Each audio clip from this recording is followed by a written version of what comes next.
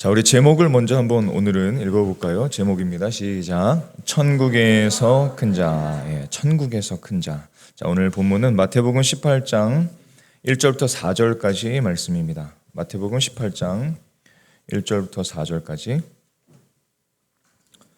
신약성경 30페이지. 자, 1절부터 4절까지 말씀을 우리 두 번 함께 읽도록 하겠습니다. 함께 읽겠습니다.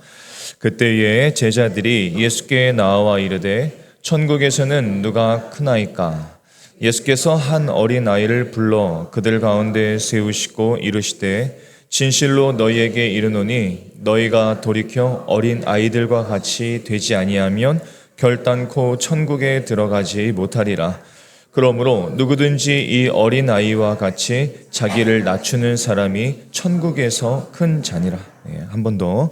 그때에 제자들이 예수께 나와 이르되 천국에서는 누가 크나이까? 예수께서 한 어린 아이를 불러 그들 가운데 세우시고 이르시되 진실로 너희에게 이르노니 너희가 돌이켜 어린 아이들과 같이 되지 아니하면 결단코 천국에 들어가지 못하리라. 그러므로 누구든지 이 어린 아이와 같이 자기를 낮추는 사람이 천국에서 큰 자니라. 아멘.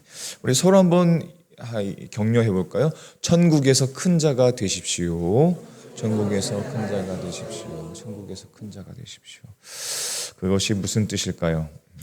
자, 어제 오후에 어제 아침에 주문한 책을 어제 오후에 받아서 요새는 당일날 다 받더라고요. 책을 받으면 기분이 굉장히 좋습니다. 그런 분 계신지요 또? 있으신지요? 이번에 제가 보게 된 책은 수필집인데 물론 두 권을 샀습니다. 하나는 기독교 서적도 사고 하나는 수필집을 샀어요.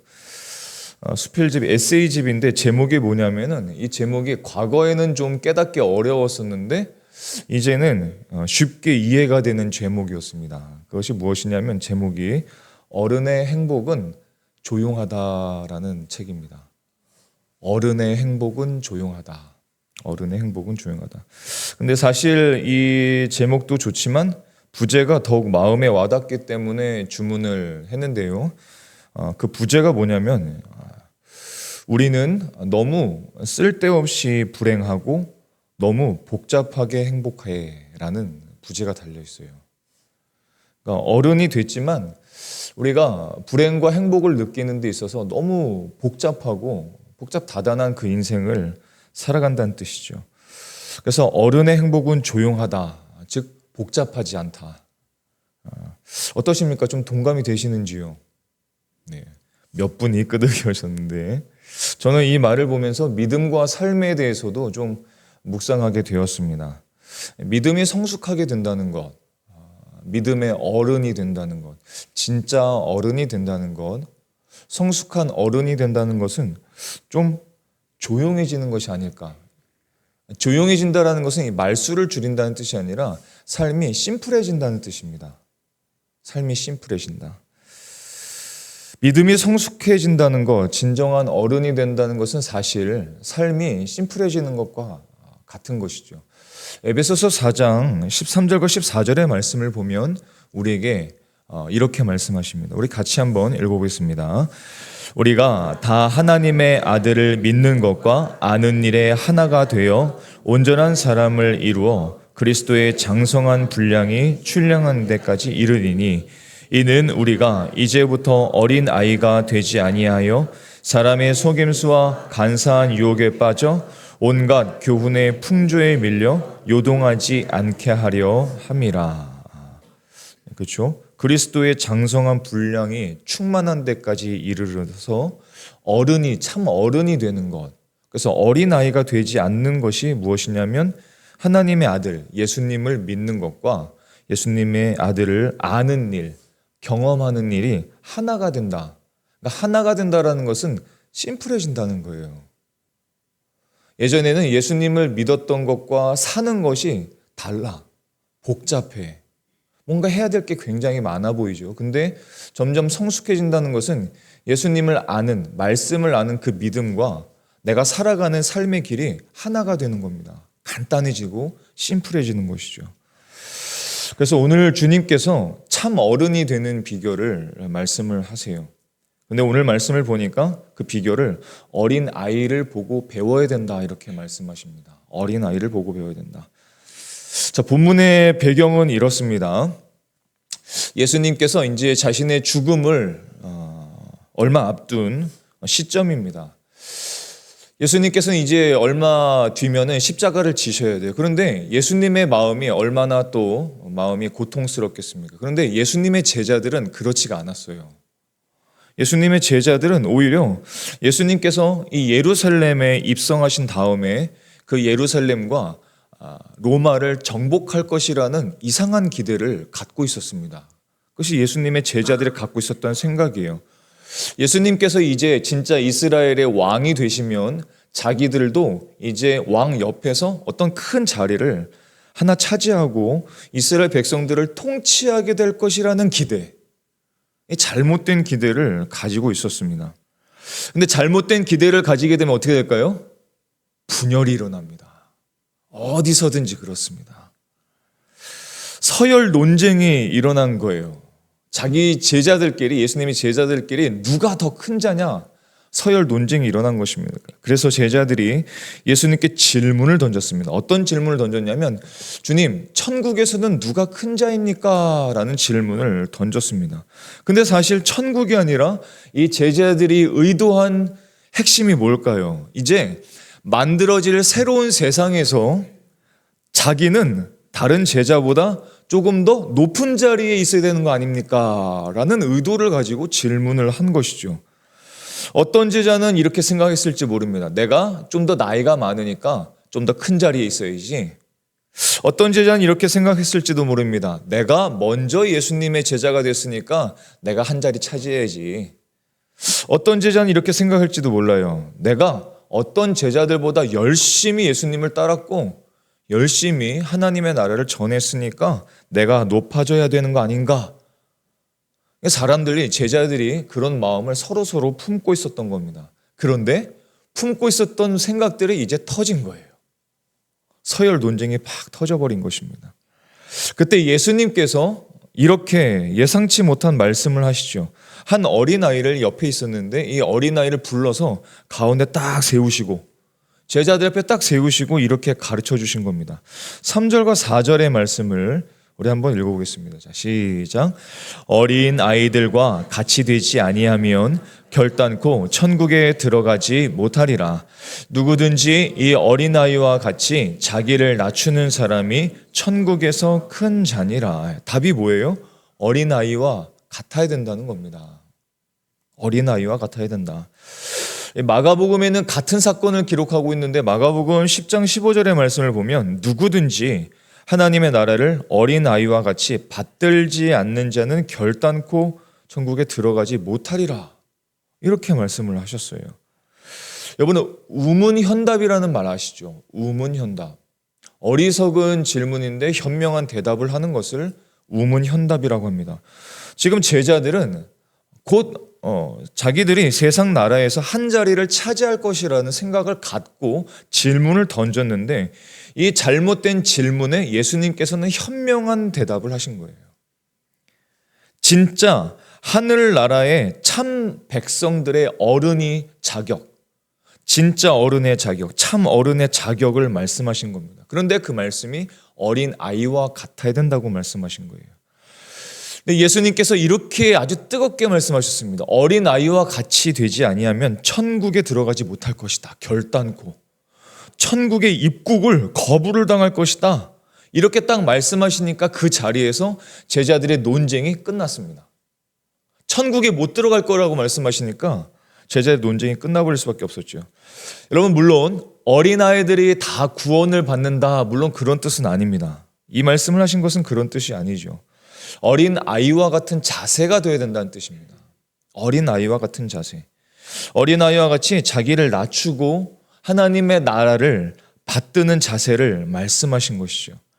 하나님 나라의 큰 자, 하나님 나라의 백성 중에 가장 큰 자, 하나님께 인정받는 참 어른, 진짜 어른, 하나님이 보시기에 어린아이가 아니라 하나님이 보시기에 어른이 된다는 것은 바로 실제로는 아이들과 같은 자세가 되어야 된다는 뜻입니다. 아이와 같아야 된다는 것은 크게 두 가지인데요. 한번 따라해서 볼까요? 믿음과, 다시 한번 믿음과 회개. 두 가지가 뭐라고요? 믿음과, 다시 한번 믿음과 회개.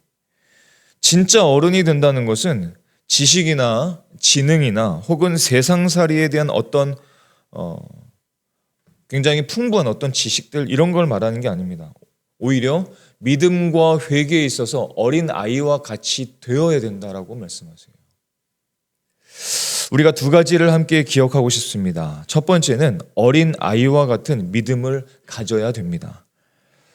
하나님을 믿을 때, 말씀을 들을 때, 말씀을 순종하며 따라갈 때 어린 아이와 같은 그런 단순하고 순전한 믿음이 되실 수 있기를 소망합니다.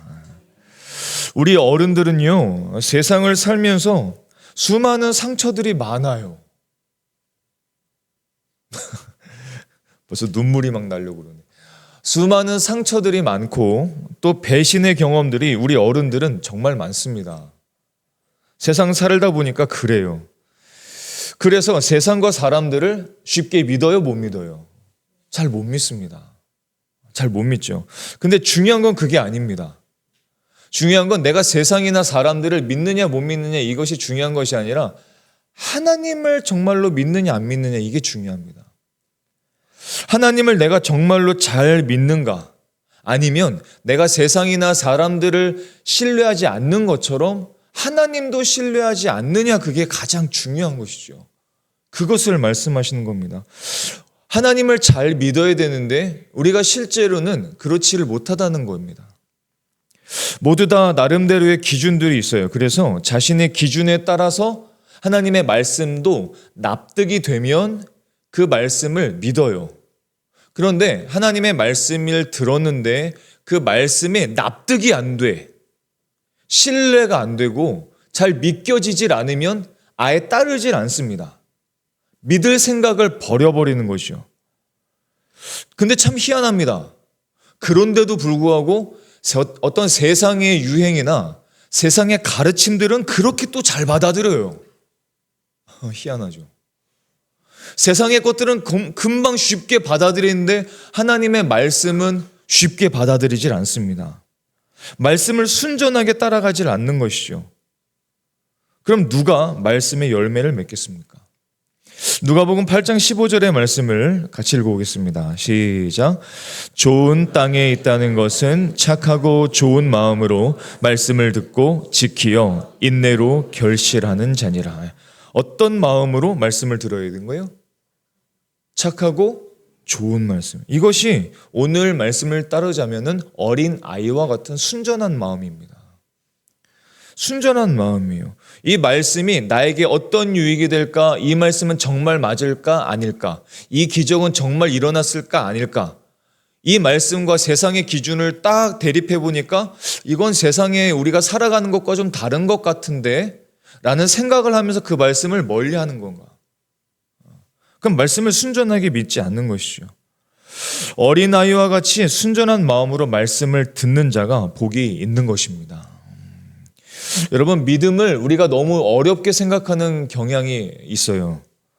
과거로부터 성경 공부를 하다 보면 많은 분들이 말씀하시는데 교회 다니는 것이 좀 어렵다는 겁니다. 그래서 왜 그러십니까? 라고 물어보면 배울 게 너무 많다는 거예요. 구약의 말씀도 너무 복잡하고 뭐 외워야 될 것도 많은 것 같고, 그래서 그렇게 말씀들을 많이 하셨어요. 물론 우리가 평생 하나님의 말씀을 듣고 배우고 또 알아야 됩니다. 그리고 살아야 되죠. 하지만 믿음 자체는 그렇진 않아요. 믿음 자체는 뭔가를 많이 배워야 얻는 것은 아닙니다. 믿음은 그냥 받아들이는 거예요.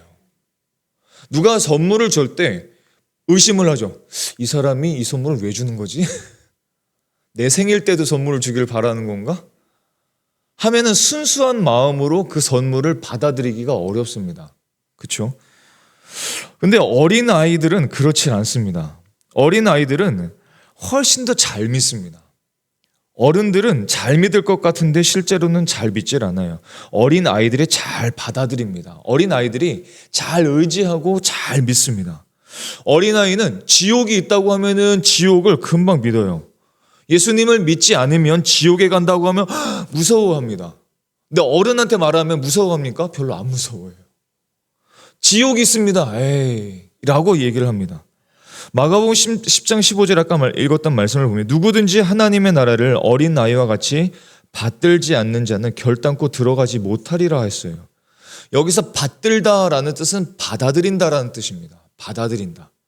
그러니까 아이처럼 하나님의 나라, 천국을 그냥 받아들이는 자가 복이 있다는 말씀이죠. 하나님의 나라는 어린아이와 같이 순전하게 조건 없이 받아들이면 된다는 말씀입니다. 사람들은 그래서 실제로는 못 믿겠다, 못 믿겠다, 잘 믿어지지 않는다라고 말하지만 실제 마음은 무엇이냐면 그냥 받아들이지 않는 겁니다. 자, 보십시오. 고린도후서 10장 5절의 말씀을 같이 한번 읽어보겠습니다. 고린도후서 10장 5절 시작. 하나님 아는 것을 대적하여 높아진 것을 다 무너뜨리고 모든 생각을 사로잡아 그리스도에게 복종하게 하니 하나님을 알아가는 것에 맞서 스스로 높아진 모든 도도함도 짓뭉개에 버립니다. 그리고 모든 생각을 사로잡아 그리스도께 순종하게 합니다. 무슨 말이에요? 하나님의 말씀을 들을 때 우리 마음에는 한쪽에 어떤 것이 있냐면 하나님 아는 것에 대적하는 마음이 있어요. 하나님의 말씀을 들을 때 하나님의 말씀에 반하여지는 대립되는 마음과 생각이 이 안에 같이 있다는 겁니다. 그러면서 생각을 합니다. 그 말씀보다는 내가 지금 경험한 게 옳은 것 같아라는 생각이 들기 시작하죠. 그러면서 하나님의 말씀을 순수하게 믿음으로 받아들이는 것이 아니라 어느 정도 벽을 세워놓고 하나님의 말씀을 듣습니다. 그냥 순수하게 쑥 빨아들여야 되는데 그 말씀을 그냥 받아들여야 되는데 그 말씀이 내 이해에 납득이 되면은 받아들이고 아니면 아니겠다는 거예요. 그러면 그 말씀이 이 안에 들어올까요? 들어오질 못합니다. 심겨지질 않습니다. 교만해지고 자신의 생각이 많아지고 점점 도도해지는 것을 보게 되죠. 그래서 오늘 이 고린도후서 10장 5절의 말씀을 보면 그래서 그런 모든 생각을 사로잡아야 된다. 그런 모든 생각을 사로잡아서 다 주님 앞에 복종해야 된다라고 말씀하십니다. 여러분 그렇게 그 자세를 가지시기를 소망합니다. 그 자세가 꼭 필요합니다. 오랜 신앙생활, 오랜 수고와 행위, 내가 갖고 있던 지식들, 내가 경험했던 많은 경험들, 내가 배웠던 이론들, 생각들, 그것보다 더 중요한 것은 어린 아이와 같은 믿음이라는 것입니다. 말씀이 주어지면 의심하지 마세요. 그냥 받아들이십시오. 그리고 아멘으로 화답하는 것입니다. 우리 아이들이 예배하고 찬양하는 것을 한번 보세요. 여러분, 예수님이 여러분을 사랑하십니다. 여러분을 사랑하세요. 아멘. 의심 없이 받아들입니다. 선입견 없어요. 편견 없습니다. 회의감 없어요. 그냥 받아들입니다. 여러분, 지옥이 있으니까 여러분 지옥에 가지 않아야 돼요. 지옥에 가기 싫어요. 어른들은 반응이 없습니다. 반응이 없어요. 여러분, 예수님은 우리 안에 계십니다. 우리 안에 역사하십니다. 아이들은 아멘 합니다. 예수님이 여러분을 안아주세요. 아멘 합니다. 어른들은 잘 못 믿겠는데요. 내 삶을 보니까 아닌 것 같은데요. 의심합니다. 아멘이 무슨 뜻입니까? 예, 정말 그렇습니다 라는 뜻입니다. 정말 그렇습니다. 점점 어른이 되면서 입이 무거워지고 마음이 무거워지진 않으십니까? 예전에 제가 부목사 초년병 시절에 어떤 어르신이 그렇게 이야기를 하시더라고요. 제가 어떤 설교를 하고 난 다음에 바로 말씀을 하시는데 아유 목사님이 아직 어리시네요. 목사님이 나이를 좀 더 먹게 되면 그리고 세상살이에 좀 지치게 되면 목회를 좀 하게 되면은 또 지위가 좀 높아지면 나중에 담임 목사가 되면 에이 그렇지 않을걸요? 변하실걸요? 아직 잘 모르시네요. 이렇게 얘기하시더라고요. 제가 그래서 그 자리에서 얘기했습니다. 아니요. 성경에서는 그렇게 말씀하신 적이 없으십니다. 하나님은 성경에서 그렇게 말씀하신 적이 없으세요. 세상을 더 살고 많은 경험이 있어져서 참 어른이 되는 것이라고 말씀하신 적이 없으세요. 그 얘기를 말씀을 드렸습니다. 그 말씀을 들으면서 너무 무서웠거든요. 나중에 나도 나이가 먹게 되고 경험이 많아지면 저렇게 되진 않을까. 하나님이 보시기에는 아직 어린아이인데 자기는 어른인 줄 알고 살아가는 그런 모습을 내가 담지는 않을까. 너무 무서웠습니다. 너무 두려웠어요. 성경에서는 그렇게 말씀하지 않으십니다. 마태복음 8장의 말씀을 보면 예수님께서 가버나움에 들어가셨을 때 한 백부장이 예수님께 나와요. 근데 백부장이란 사람은 100명의 군사를 거느린 아주 큰 힘을 갖고 있는 지휘관이죠. 세상적으로 볼 때도 서열이 높은 사람입니다. 연륜도 많아요. 대단한 사람이죠. 근데 이 자기 하인이 중풍병으로 고생하고 있어서 이 하인을 고쳐달라고 예수님께 요청을 합니다. 근데 예수님께서 그럼 내가 가서 고쳐줄게 이렇게 말하니까 백부장이 이렇게 말합니다. 마태복음 8장 8절에 주여 내 집에 들어오심을 나는 감당하지 못하겠사오니 다만 말씀만 해주십시오. 그러면 내 하인을 아꼈습니다 라고 말합니다. 이 이야기를 한번 보세요. 백부장의 믿음과 그 말을 한번 보세요. 내가 백부장입니다. 주님, 당신은 능력이 있지만 우리 집에 오셔서 고쳐주셔야죠. 하인에게 직접 손을 얹어주셔야죠. 그 정도 수고는 좀 해주셔야죠. 라고 말한 것이 아니라 말씀만 하시면 됩니다. 순전한 믿음의 자세. 주님께서 말씀만 하시면 나을 겁니다. 다른 거 필요 없습니다. 내가 백부장인 거 아무 소용없습니다. 내가 서열 있는 거 아무 소용없습니다. 그냥 말씀만 해주세요. 그럼 이루어질 겁니다. 얼마나 순전한 믿음의 자세입니까? 말씀으로만 충분하다는 겁니다. 예수님의 말씀을 의심 없이 가감 없이 믿겠다는 것이죠. 그래서 이 순전한 믿음을 보시고 예수님께서 이렇게 말씀하시죠.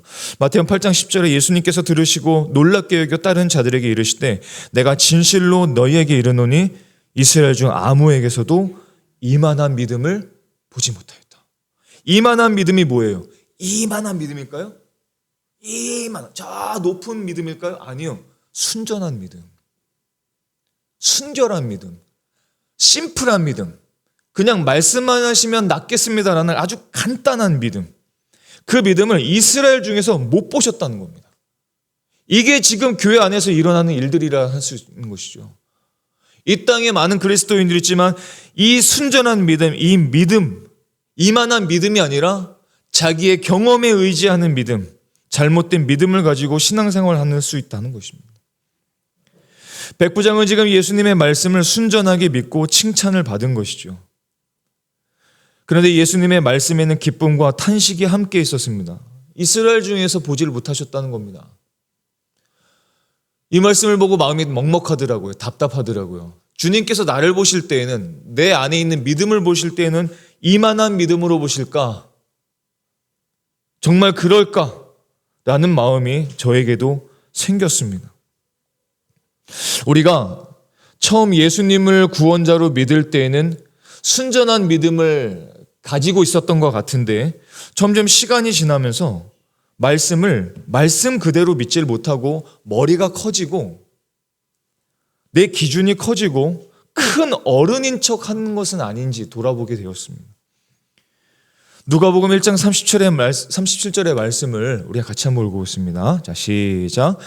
대저 하나님의 모든 말씀은 능하지 못하심이 없느니라. 아멘.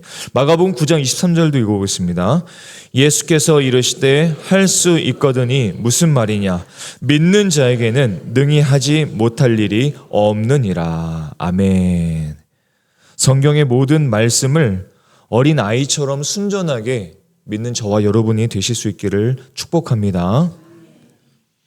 그것이 하나님 나라의 진짜 어른이라는 것입니다. 진짜 어른. 우리 중고청 세대들도 그런 어른이 되실 수 있기를 바랍니다. 아멘. 어린아이와 같은 순전한 믿음을 갖는 저와 여러분의 삶이 되실 수 있기를 예수님의 이름으로 축원합니다. 둘째로 우리가 기억할 것은 어린 아이와 같이 회개해야 합니다.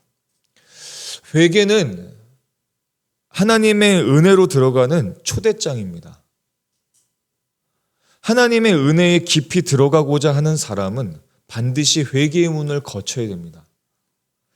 자, 예수님께서 성령에 이끌려서 마귀에게 시험을 받으시고 승리하신 다음에 비로소 선포하신 것이 무엇이냐? 첫 번째로 설교한 것이 무엇이냐? 바로 회개입니다. 믿음을 가져라 아니었어요.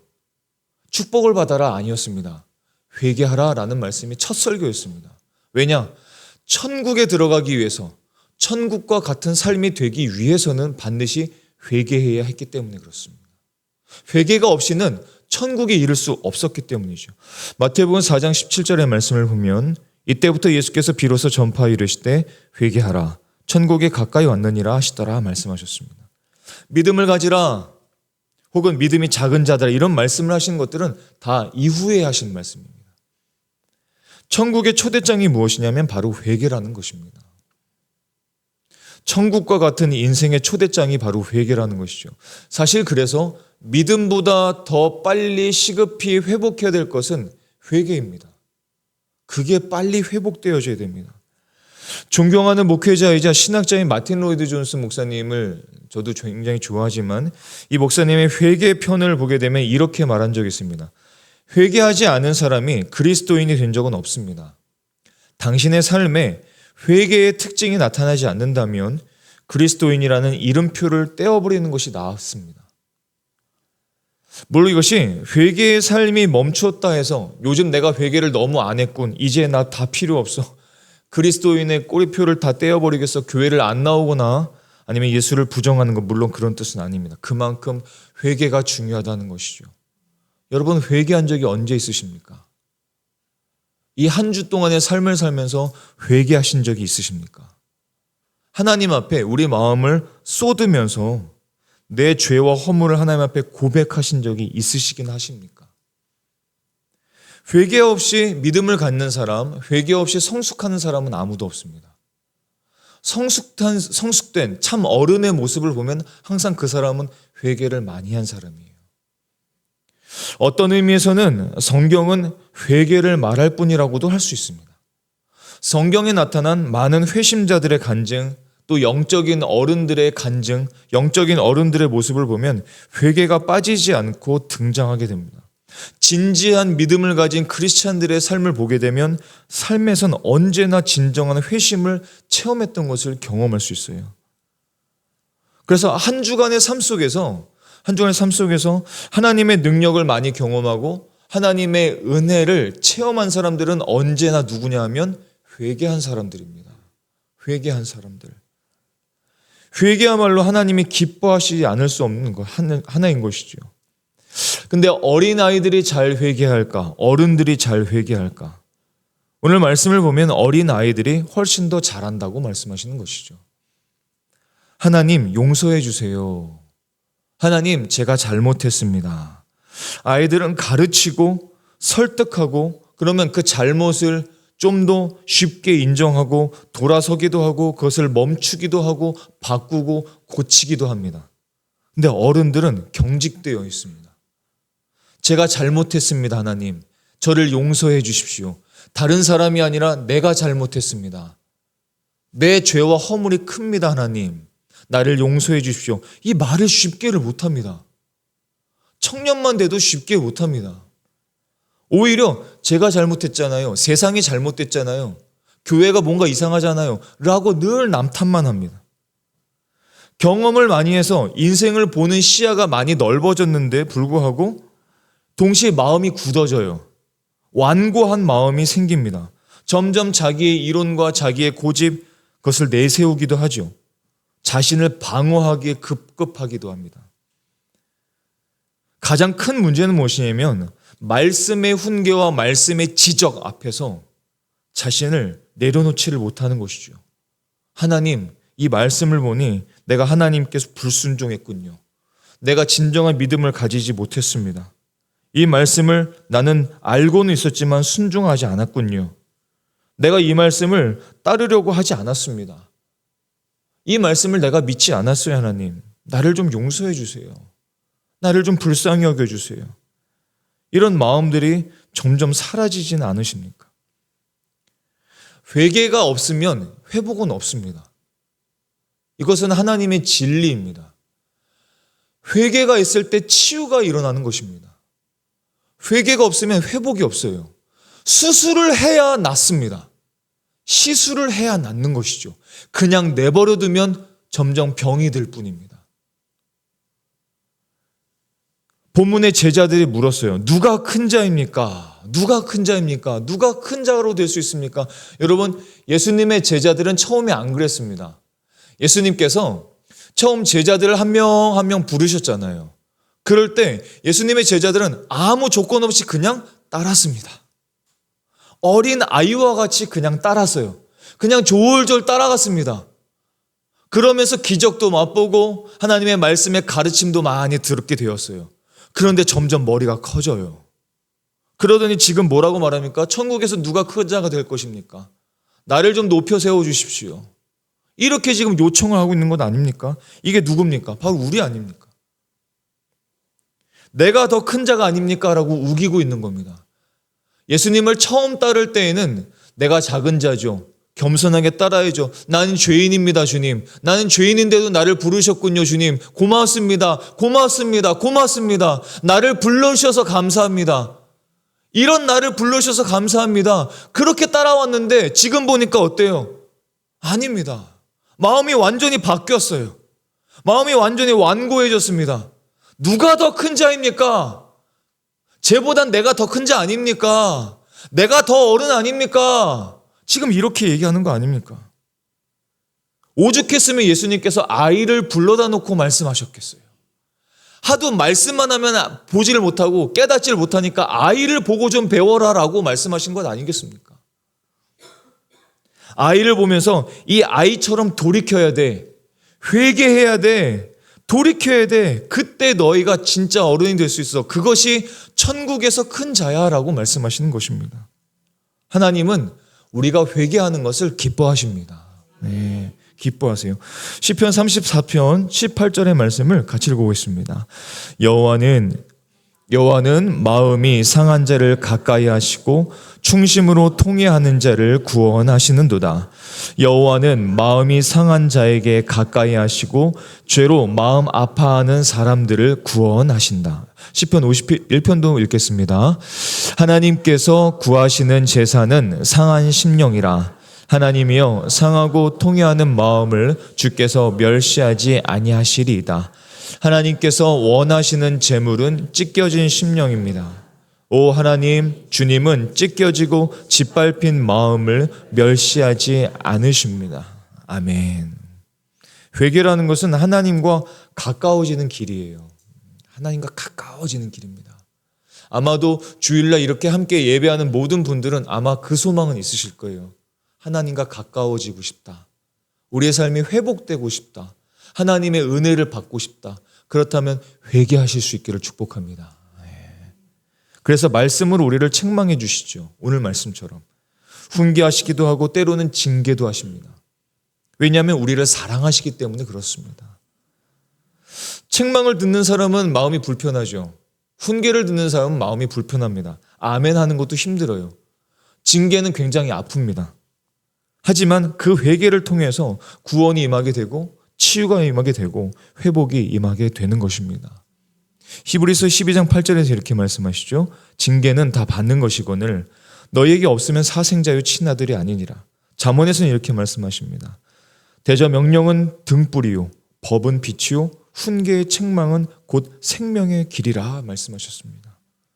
그래서 하나님께서 저와 여러분을 친백성 삼으시고 하나님의 자녀 삼아 주셨기 때문에 훈계도 주시는 것이죠. 책망도 주시는 겁니다. 그래서 우리가 회개하기를 기뻐하시는 것이죠. 사무엘하 11장에는 참 참담한 이야기가 하나 기록되어 있죠. 다윗과 바세바의 비통한 이야기, 간음한 이야기가 나옵니다. 다윗이 간음의 죄를 저질렀어요. 그의 부하인 우리아의 아내를 강제로 취했습니다. 간음을 저지른 것이죠.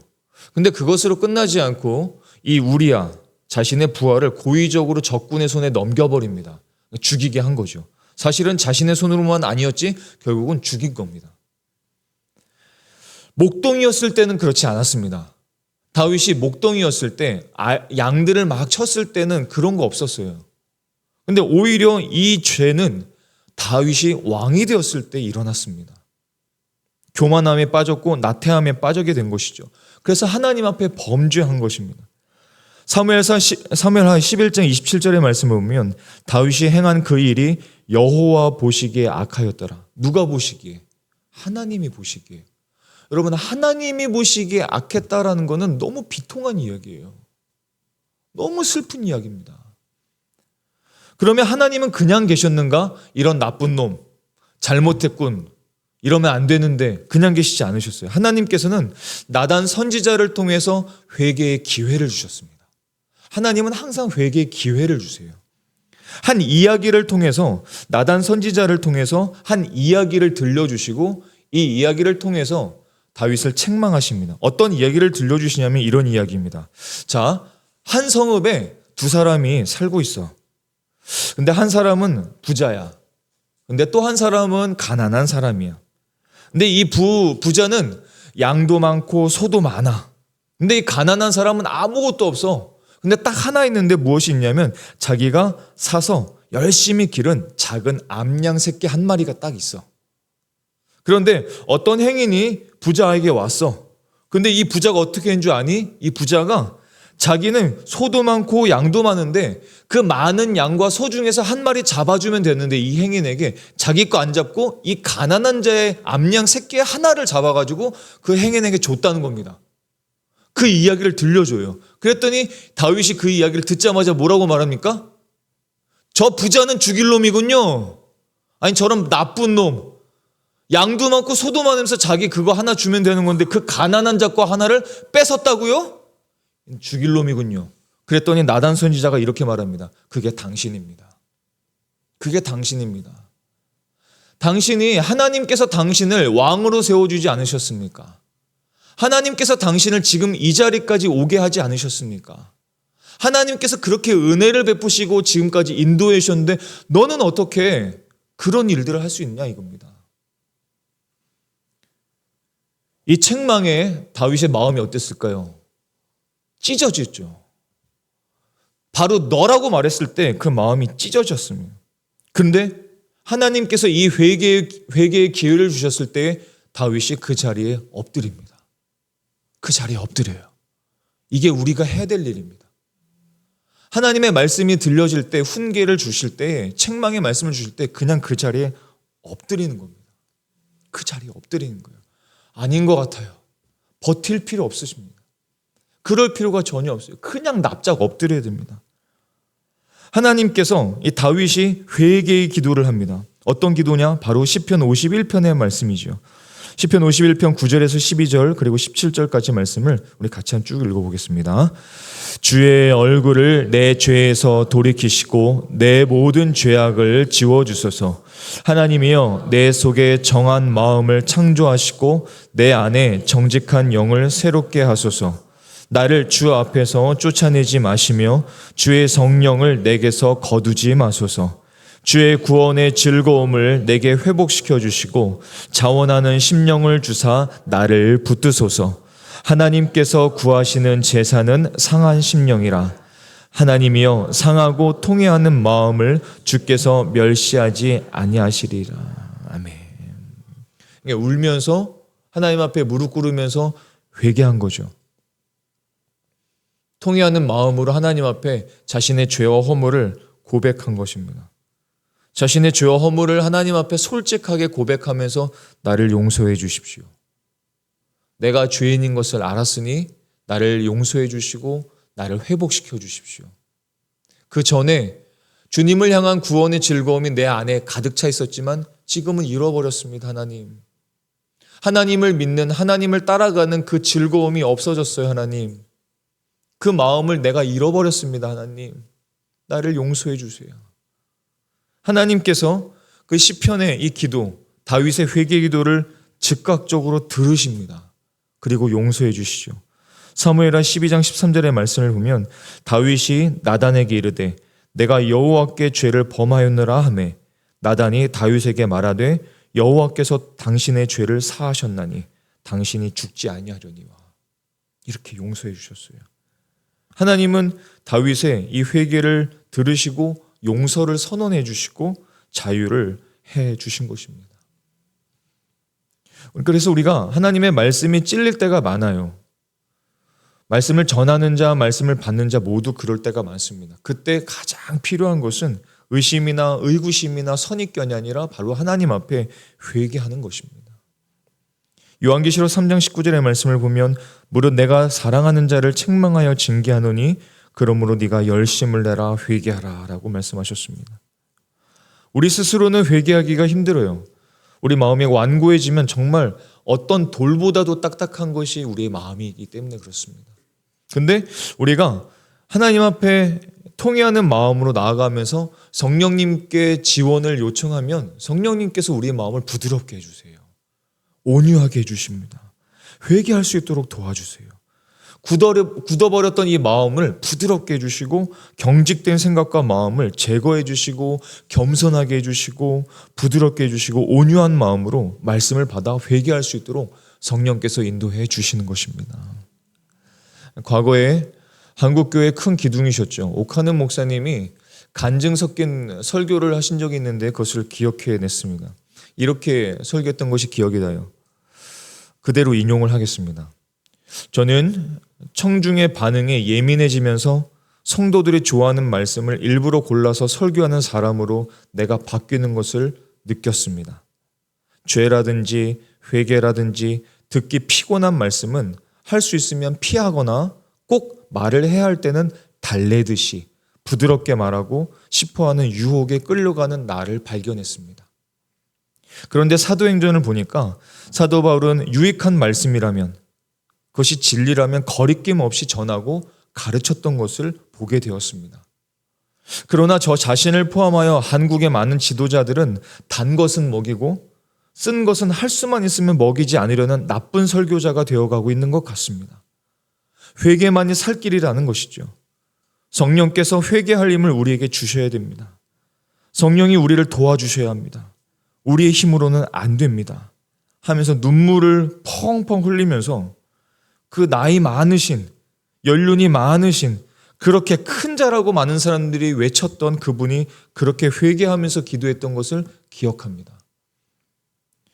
그렇죠. 저와 같은 목사는 그런 유혹을 많이 받을 수밖에 없습니다. 사람들의 반응이 없고 어떤 사람들이 즐거워하는 마음이 없으면 이거 잘못된 것 아닌가? 굳이 이 말씀을 내가 오늘 전해야 된다라는 생각이 들기 마련입니다. 그럼 어떤 생각이 들까요? 유혹을 받게 됩니다. 사람들이 즐거워하는 말씀들, 희망과 소망만 주는 말씀들, 회개, 죄 그런 건 좀 말고 허물을 들추는 거 말고 쓴 말씀 말고 단 것만 주는 것은 어떨까? 그러면 나는 인기가 많아질 텐데 사람들이 난 좋아할 텐데 이런 유혹이 모든 목회자들은 들게 되어 있어요. 그러면 성도들 여러분들은 어떤 유혹을 받으십니까? 똑같죠. 내 마음에 드는 말씀, 내가 원하는 말씀, 내 마음에 드는 기도, 내가 원하는 찬양, 내 마음에 드는 사람, 내가 마음에 드는 계획, 그것은 즐거이 순종하고 즐거이 받아들이고 내 마음에 들지 않는 것은 그냥 무시하거나 버려버리는 것, 그런 유혹을 받지는 않으시는지요?